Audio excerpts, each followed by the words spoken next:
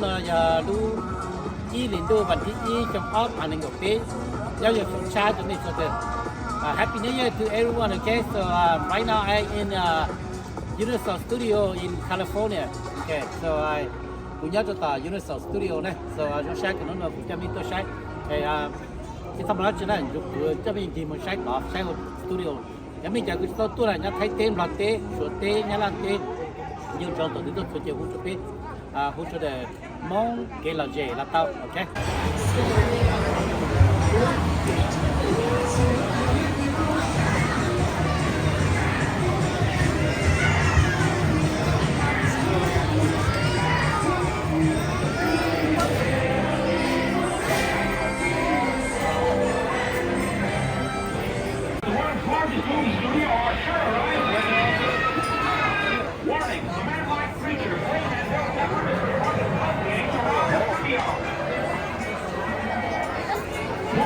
Return you and movies on TV.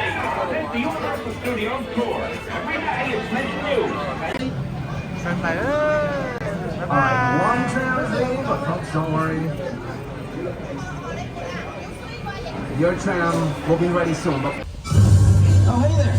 You made it. Welcome to the Universal Studio Tour. I'm Jimmy Fallon. I'll be making sure that you get through this experience in one piece. You've got the very best guide, Kip, and the greatest driver, Rob. They're the best. I love them. Even though Kip owes me $5. I know you guys are excited. But the second thing is going to be the safety stuff. We want you to have a great time, but we want you to be safe. So bear with me while I say some safety things. We will begin with that red emergency cord over your head. If you drop something of value off the tram, have a bathroom emergency, medical emergency, any emergency, reach up and pull the red emergency cord. If you pull it, Rob is going to find a safe place to stop our tram, and then we'll help you out with whatever that emergency might be, large or small. Otherwise, please remain seated during the entire tour. Keep your arms and legs in the vehicle at all times. The studio is private property, so if you do drop a phone or can't wait for the restroom, again, just pull the cord. We'll help you out. Please, no smoking of any kind on the tour. And I'm going to pause safety for a moment, because if you look to the right side here, you get... Looks awesome. I have a graphic I meant to show you for it. Here it is. Super Nintendo World is now officially opening on February the 17th of 2023, this new year. First and largest soundstage in Universal. Stage 12 on your left side, built in 1929, and on your screens you can see some of the movies that filmed inside. Frankenstein's lab was there. Dracula's castle was in there. Take it to the 80s. Scarface's mansion. Doc Brown up on the clock tower, welcome center from Jurassic Park. Some Grinch action. And sometimes the outdoors can be created inside these spaces as well. And that's what they look like when they're empty. They're almost never empty. Find a bunch of friends that hang out at a wine bar together. And left side, that'll be coming out pretty soon on Peacock as well, I believe. The big building on your right side is pretty important, called the Bud Westmore building. Bud Westmore was the head of the makeup department here for a long time, and that building they named after him. That's where they build everything the shows need. Woodworking, metalworking, signs, sculptures, anything anyone wants, they can build it in there. Left side, you got production bungalows next. This first bungalow is shared by two companies. $7. That's Dwayne Johnson's production company, and Monkey Paw Productions, which is Jordan Peele's company. A long time ago, that was a dressing room for Paul Newman and Joanne Woodward. They built these bungalows in the 1940s to be dressing rooms for actors, but today they're home to some of the biggest production companies in Hollywood. Chances are, if you're working on a Universal movie or television series, you'll get an office in the bungalows to run that show as long as it's going. Cho mình tập của nó cho chế ở một biển cầu số này, chưa chế nhau này. That was Hitchcock's bungalow back in the 1960s. But home to the De Laurentiis production company since the 80s. They've been making great movies and TV shows since then. Now, here's a couple more sound stages on your left side. These are a little more modern, about 5 years old. They're not our newest anymore. And they named these ones the Will and Grace sound stages when they built them. There's 2 stages in there, and they're working on 2 shows in there right now. One is called Lopez versus Lopez, a new George Lopez comedy he's working on with his daughter, Mayan Lopez. Now, as we make this turn, we are entering what is called the back lot. And the back lot is where we've got all the really large outdoor environments they use for filming here. And the first one of those is coming up on the right side. You're gonna get a look right into the big city here. Back alleys, theaters, hotels, department stores. It's a mix of all kinds of buildings so filmmakers can create. I'll play a little clip that'll show you some of the people that lived in those brownstones over the years.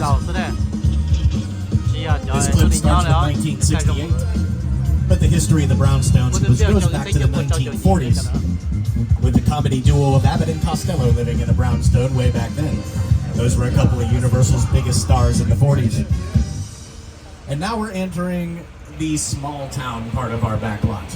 Now this area is called Courthouse Square. And we don't get to come back here on the tour very often anymore. It's usually pretty busy with filming back here, so normally holidays and weekends is about the only time we get to see this area. A lot of movie lovers might recognize this from some of the big 1980s hits that filmed here, like Back to the Future. Back to the Future Part 2, The Gremlins. So if you're a big 80s movie fan, you definitely recognize this. But the history goes back way beyond the 1980s. Courthouse Square got its start in the 1960s. Classic movies like Inherit the Wind and To Kill a Mockingbird filmed in Courthouse Square. The very first episode of The Twilight Zone filmed here. And chances are you've seen this small town many times over the years. Commercials, music videos, and the like. For an NBC comedy of that same name.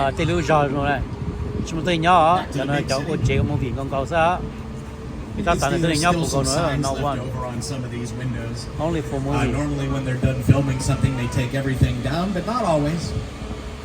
So that's still currently Murphy's Bar right there. เขาพูดตัว movie เฉพาะมาเลยตัวเต้นนอจอเฉพาะ movie ต่างเฉพาะ Now this street was inspired by New York, and sometimes it gets to be New York. Comedies like Brooklyn Nine-Nine would film out here and use it as New York. And there's some scenes in the movie Captain America: The First Avenger where they use this as New York. But it's also been Chicago for classics like The Blues Brothers and The Sting.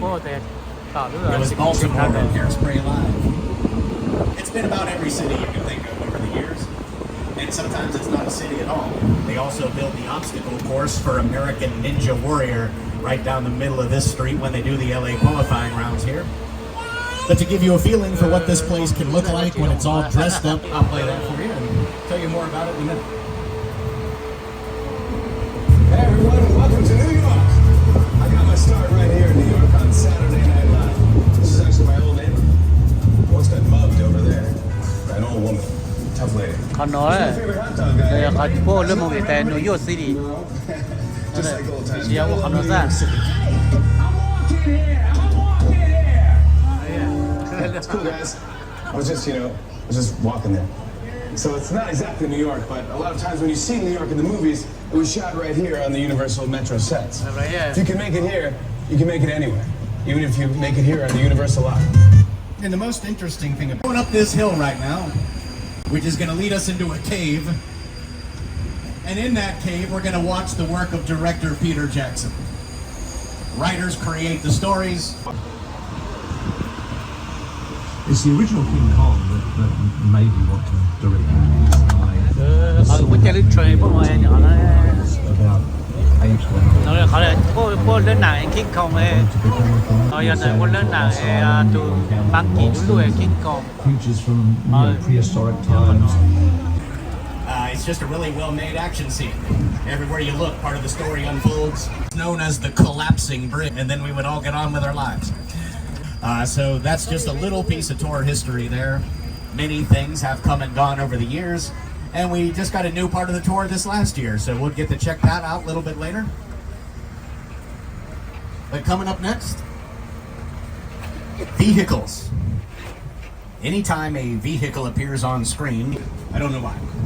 But coming up on your left side, you're going to see a whole lineup of these picture cars that have been used in production. Back to the Future. They would call those hero cars because the main actors drove those in the productions. The Back to the Future 2 cars were just for background. They created these Flintstone cars in the Bud Westmore building that you saw earlier on the tour. They can make almost anything in there. We have one Ford Anglia Oh, from look, Chamber I- of Secrets. They used 17 and a half of those cars making that movie. Paul Walker's car from the second Fast and Furious. A gyrosphere from Jurassic World.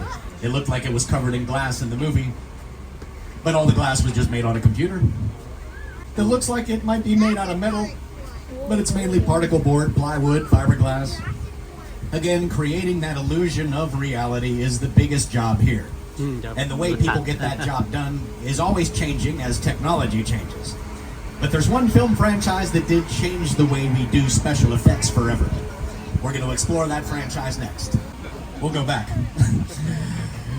Circle around, Rob. Squirrel back there. Now, here's where we're surrounded with set pieces from the first 3 Jurassic Park movies. The biggest set piece is going to be on your left. It's this mobile laboratory they used in the second film called The Lost World. I'll play one of the scenes they use this thing in as we ride by so you can see it in action.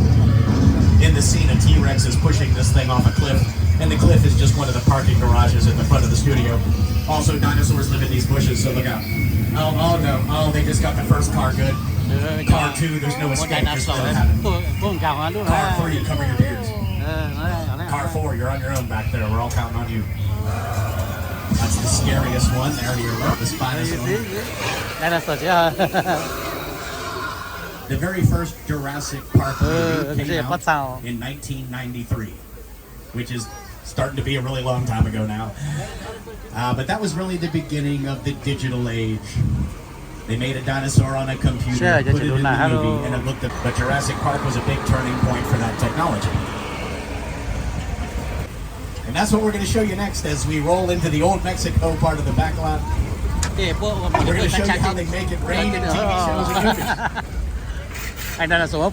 It looks just like this. Because even on a day like this, when it is raining, you still have to make your own rain. There's no guarantee it's going to keep raining long enough to finish filming a scene. So everybody needs a rain machine. Rain machines are just giant sprinklers. And it's going on right now. So it's raining a little bit harder than it already was. Dinosaur mua quá tụt Get the sprinklers high enough in the air that the camera can't see them. Get a water source, usually a big water tanker truck, and then you got rain. They try to make the drops as big as they can so it shows up better on film sometimes. And if it's dark and stormy, bright and sunny, foggy, every one of those things will set a different mood to tell a story. So weather effects can be really effective. But you gotta remember to turn it off, because if you don't, this happens. Oh yeah! Oh my god! Oh shit! Oh no! Yeah, kalau begitu boleh lihat They made that flash flood just for our tour. And all that water gets recycled up the hill and comes down again for the next tram. So that is the original water from 1968 we just saw back then. Maybe that's true. Now we're entering the old Mexico town square. Shows like Star Trek's Picard, a lot of music videos. Janet Jackson made the entire Escapade video here. Lady Gaga made the whole Judas video there. And that's going to lead us into the Old West. The Old West is one of the oldest parts of the backlot. It's called 6 Points. They call it 6 Points because it was originally 6 of these Old West towns. That way they could make 6 westerns at the same time in the old silent film days. Westerns were very popular when the studio opened in 1915. And they made almost 200 westerns out here the first year this place was open. That sounds like a lot. It is a lot. But way back then, movies were like 5 to 10 minutes long and sound didn't matter, so you could really crank them out, especially if you were making them 6 at a time. You get to see these sets a lot in Quentin Tarantino's last movie, Once Upon a Time in Hollywood. So if you have not seen Once Upon a Time in Hollywood, and you're old enough to see Once Upon a Time in Hollywood, check it out. You'll see a lot of these Old West sets in that movie. Shows like Star Trek's Picard, a lot of music videos. Janet Jackson made the entire Escapade video here. Lady Gaga made the whole Judas video there. And that's going to lead us into the Old West. The Old West is one of the oldest parts of the backlot. It's called 6 Points. They call it 6 points because it was originally 6 of these old West towns. That way they could make 6 Westerns at the same time in the old silent film days. Westerns were very popular when the studio opened in 1915, and they made almost 200 Westerns out here the first year this place was open. That sounds like a lot. It is a lot. But way back then, movies were like 5 to 10 minutes long, and sound didn't matter, so you could really crank them out, especially if you were making them 6 at a time. You get to see these sets a lot in Quentin Tarantino's last movie, Once Upon a Time in Hollywood. So if you have not seen Once Upon a Time in Hollywood, and you're old enough to see Once Upon a Time in Hollywood, check it out. You'll see a lot of these Old West sets in that movie. And light. And those are the two most important aspects of any film. All right, we got a little lake coming up next. As we turn here, it'll be on your left. On the other side of the lake, those are the stages where they filmed the singing competition, The Voice, stage 30 and 31 over there.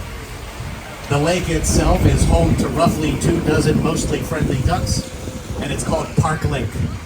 That was the Mississippi River back in the 1930s for a big musical called Showboat. The actor Paul Robeson sang Old Man River there for that one. And then it became the Amazon River in the 1950s for a monster movie I'll put on your screen. Here's what the lake looked like in 1954 for Creature from the Black Lagoon. It became the Pacific Ocean in the 1960s for a television series called McHale's Navy. And for many years, that lake was part of the tour. It was the Red Sea. The water used to part and our tram would ride through the Red Sea. So Park Lake gets the nickname of Hollywood's Ocean because of all the bodies of water it's played through the years. It is always typecast as water, but that is just the nature of the business. Now we're going into Little Europe. Just like our metro sets can play any big city, Little Europe is designed to play any small European village. There's still some signs left on some of these buildings too. Like on the left side, the front of this one's gonna say, all chocolate everything. That's a leftover from a comedy that filmed here for 4 seasons called The Good Place. They use this as the afterlife. And straight down the street to the left, you can see where they just built all the new sound stages. We got 8 brand new ones down there. The HBO show Hacks has been filming in there most recently. The signs on the next shop windows on the left are leftovers from a Disney Plus show called the Mysterious Benedict Society.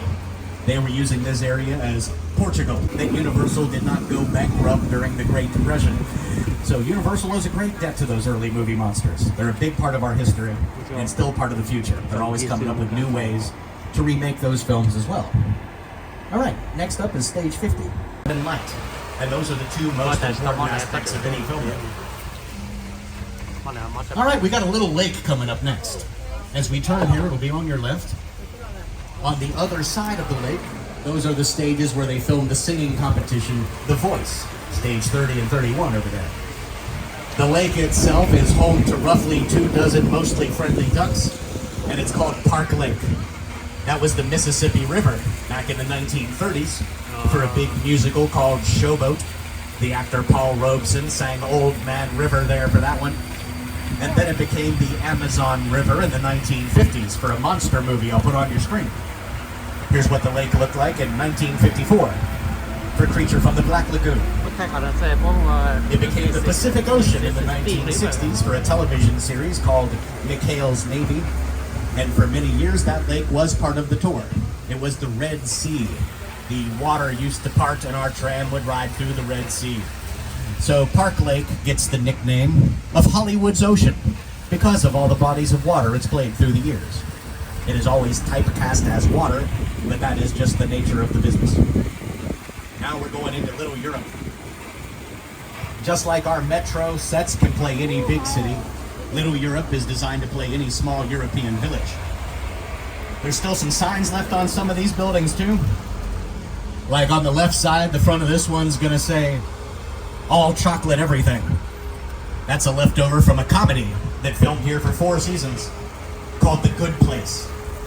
They use this as the afterlife. And straight down the street to the left, you can see where they just built all the new sound stages. We got 8 brand new ones down there. The HBO show Hacks has been filming in there most recently. The signs on the next shop windows on the left are leftovers from a Disney Plus show called the Mysterious Benedict Society. They were using this area as Portugal. I finally watched The Princess Diaries Part 2. This was the fictional town of Genovia in that movie. There was a musical version of Cinderella, starring Whitney Houston and Brandy. They filmed out here. And on the right, this brings us to what it's most famous for. That's known as the Court of Miracles on the right side, and that is where many an angry villager would gather to hunt down Dracula, Frankenstein, the Mummy, the Wolfman, the Invisible Man, the Bride of Frankenstein. There were a lot of them. And almost all of Universal's early monster movies used Little Europe as their respective European villages. The monsters were extremely popular in the 1930s. They gave this place its identity back then as the Monster Studio. And we would not be here without them. It was only thanks to the great success of the monster films that Universal did not go bankrupt during the Great Depression. So Universal owes a great debt to those early movie monsters. They're a big part of our history and still part of the future. They're always coming up with new ways to remake those films as well. All right, next up is Stage 50.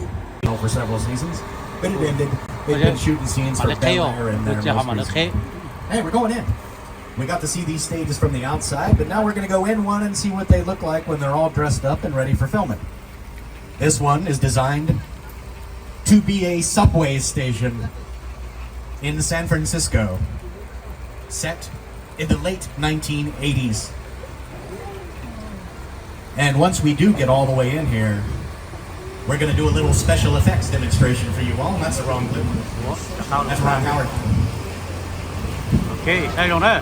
Even though I do really like him. Bây giờ có chơi bữa tôi là có lâu I'm một going to tí put the nữa. safety up because as soon as we stop, this tram's going to start a-rocking. So stay seated and hang on to your things, everybody. Nó It's going to happen any second. lúc trời nó vô dao. Probably this second. Nó tí gì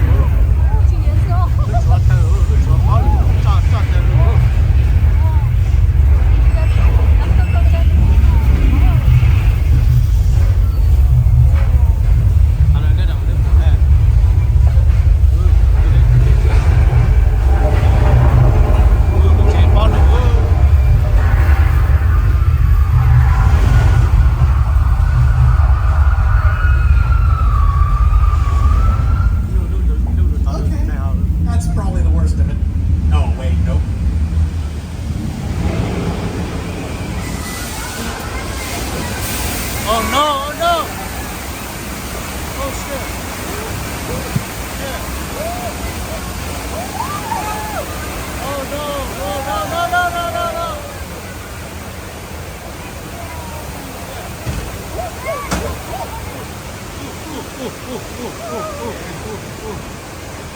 And that, my friend. Now, yeah. Jaws did film on location in Martha's Vineyard and on the Atlantic Ocean. But coming up on the right, we have recreated Amity Island. Let's check it out and see what's going on.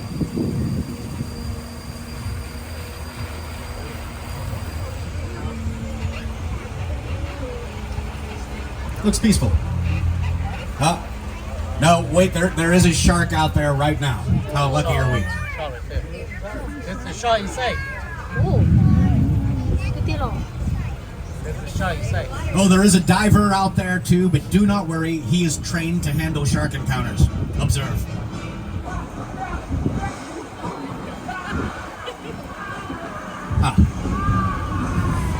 It appears the training is not kicking in. Okay. Well, let's just pull ahead and pause for a minute to give you time to explain to your children what happened back there. And we're going to stop next to these gasoline barrels. That should be the safest place. Oh no, the shark is messing with the dock over there. 大家 Oh. 照最好啊。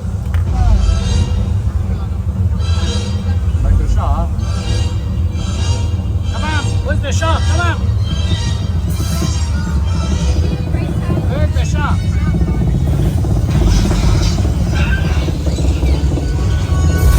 Oh, right here, right here.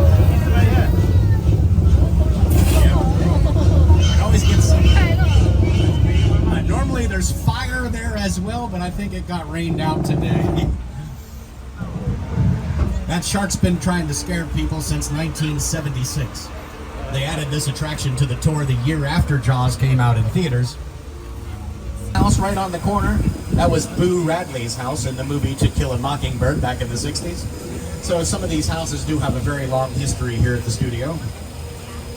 The one on the right's a little younger. This was built in 1982 for a musical starring Burt Reynolds and Dolly Parton. And it looks like there's a big hawk standing there in the yard right next to the house. I think it's a hawk.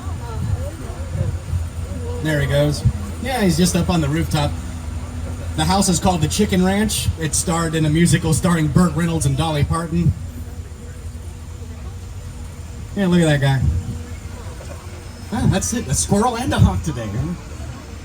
This has been a highly successful tour so far, I would say. Now we're pulling into our second suburban neighborhood.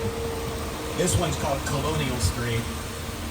And again, almost all the houses you see are just empty shells of houses. But these ones also have a very long history here.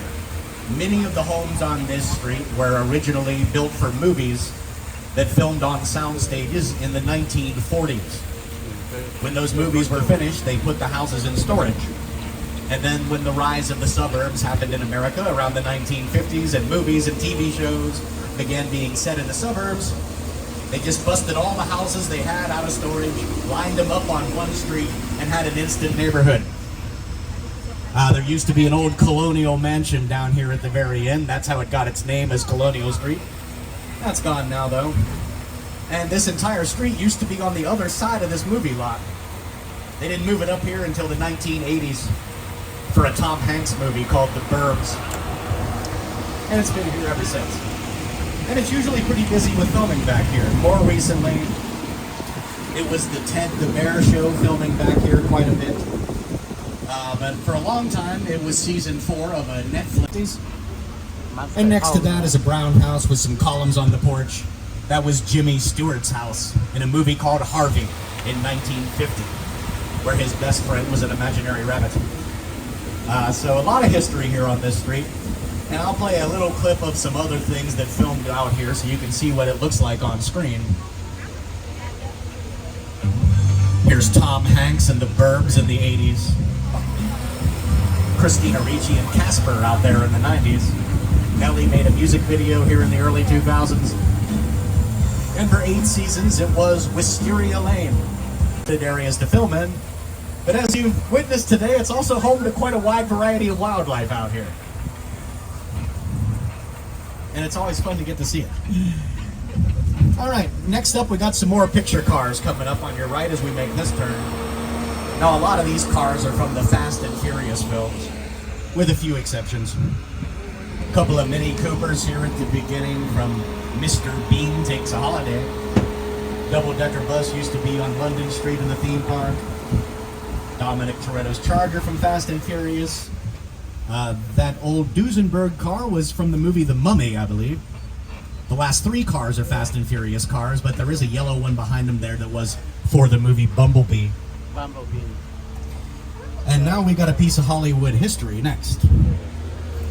This is where we get to see the Bates Motel, and on the hill behind it, the Bates House.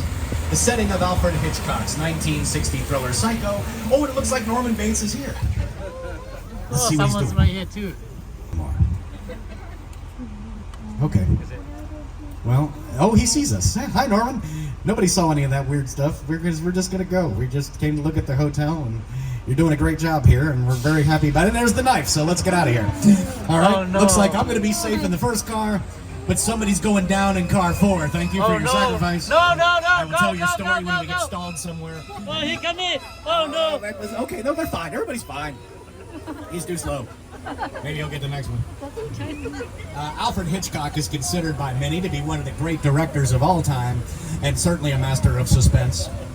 Hitchcock finished his... That will lead us right into the crash site set. Now, this one is from Steven Spielberg's 2005 movie, The War of the Worlds. And that is a real airplane. It was a retired 747 that they bought and then chopped into pieces just to film this one scene in this movie. And I'll put that scene on your screen and you'll hear a few words about it from the creators. Nó nhỏ tẹt téo. Chỉ chân chó. Có chứ, phụ lý. Phụ lý chứ.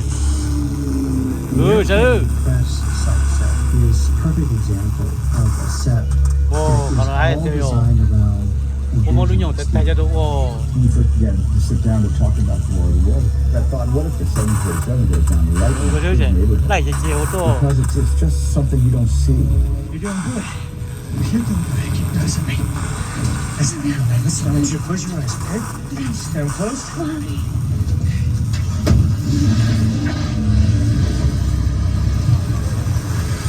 Bobby, get in. Get in. Chứ, tao nó chế quá cần cho. Chỉ đứa nhỏ tu đã ra được. Alright, so you can see all that stuff look really nice on screen and it's all real stuff. Cho chị đó tu. Again, what you would call a practical set, just like the practical effects we saw earlier. And yeah, it's certainly not a Khả lost năng art đứa nhỏ to nó build tụng a tẹt set téo like thì this. bố cô It bố cho really tu just là depends on họ. how much time they have, the size of the budget, how much the location factors into the story, as to whether or not they're going to build the real thing or just make it on a computer and put it in later. In fact, we get another example of a practical set, which is the newest part of our studio tour. That's what we'll be riding through next. It is the set of the fictional theme park from Jordan Peele's movie Nope. It's Jupiter's Claim. We'll get a chance to see the set, and we'll hear some of the sound effects from the film as well as we ride through to create some atmosphere. And here's Jordan Peele, the director and creator, to tell you more. Movie magic only happens when a team of collaborators, often in the hundreds, work together to take an impossible notion and bring it to life. This is Jupiter's Claim, a nostalgic, small-time Southern California amusement park owned by former child star Ricky Juke Park.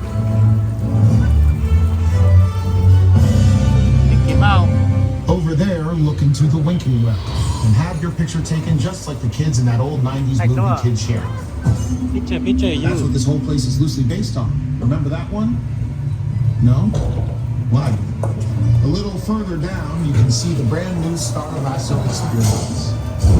Built to showcase an unbelievable new live show. Well, it's not looking so live anymore. Anyway, behind this Hollywood fantasy, the Gold Rush frontier town lies a sinister secret. Hi. Welcome to the world of hmoob.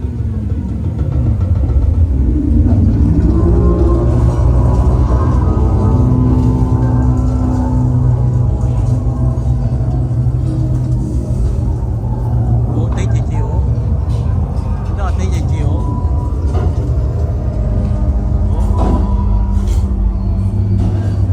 Lao.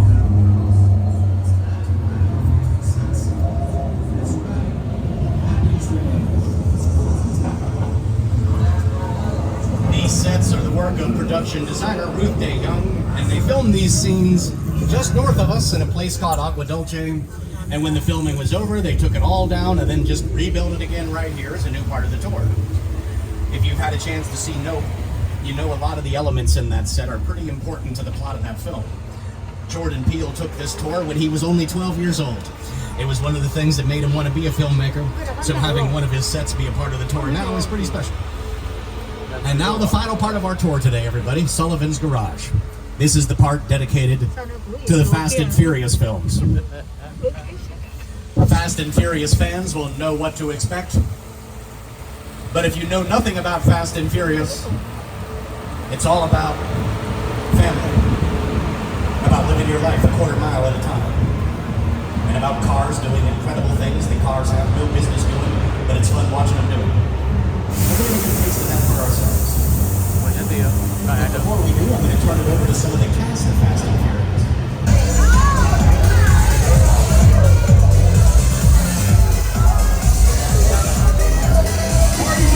Everybody out! The FBI! Turn that music off!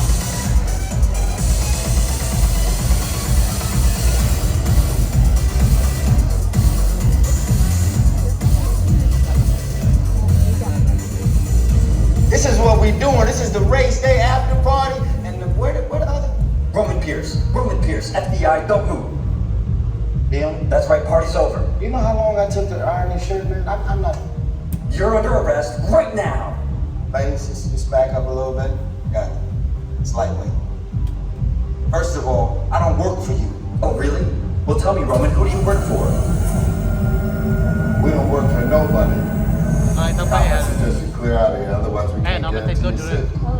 Guarantee my safety. I'm the one holding the gun. Yeah, but mine's a whole lot bigger than yours. Hobbs, escort this novice out. Let's go, Cookie Puss. You got an ugly suit on, man. It's cheap. Somebody out there really pissed off Shaw. It's gonna get ugly fast. Yeah, don't worry. Lucky for you, our whole family will protect you. Are you kidding me, Roman? You didn't shut off your phone, bro? I gotta call you back. I'm in the middle of something. See what I'm talking about? Call you back. It was on vibrate. Shaw traced us. Hobbs can't hold him forever. Letty, Roman, we're up. Driver, move that vehicle. It's about to get real interesting. My Mona Lisa's all warmed up right next door. Roman, grab your truck. I need you and Letty ready to roll.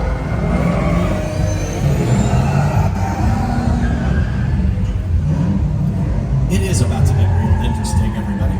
So stay seated, hang on to your things, and get your 3D glasses on your face, because things are about to go fast, and quite possibly furious.